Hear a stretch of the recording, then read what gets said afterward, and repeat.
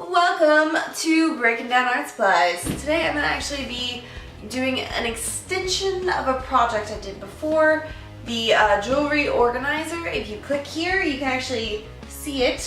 Now this is going to continue on along the same lines where I turn this old piece of art into a organizer for my earrings. I got this at my local thrift store for $1.99, but it is dinged up. There's, I don't know what is that? Is that duct tape? There's duct tape on this. Okay.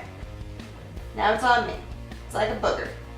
This looks like a print of a watercolor called Flowing Gently.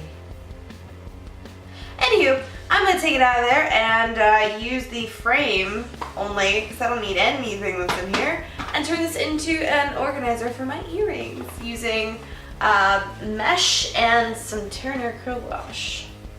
So let's get started. Okay, step one is going to be taking your frame apart. Now you don't necessarily have to be very gentle, especially if what's in it isn't important to you. I'm not going to be keeping the print that's inside of this, so I just kind of ripped it out. Also, you don't need any of the hardware that's in there as well, but do keep the pane of glass nearby because we're going to be using that later on. Now because I did get this from a thrift store, I did need to clean it a little bit, but all you have to do now is pick a color and paint it. I use the Turner acrylic wash, which is fantastic paint, and I would highly recommend it for this project because it'll stick to just about anything, so whether or not your frame is wood or plastic or metal, it'll work for this.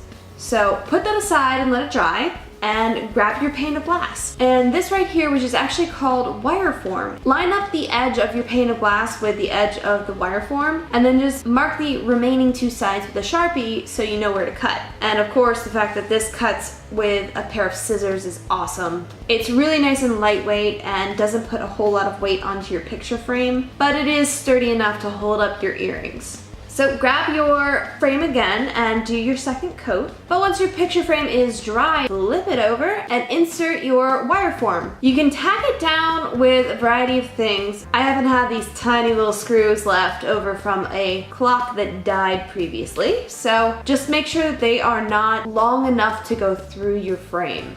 Now a trick to doing this is tacking all four corners. And because the fact that you can reach both sides of the mesh, use your fingers to kind of pull it and keep it nice and tight before you tack it. I will leave that at your discretion to use a couple more screws to tack each one of the sides. I would at least put one more in the middle of each side, but if it gets a little bit bigger, you might want to go a little more.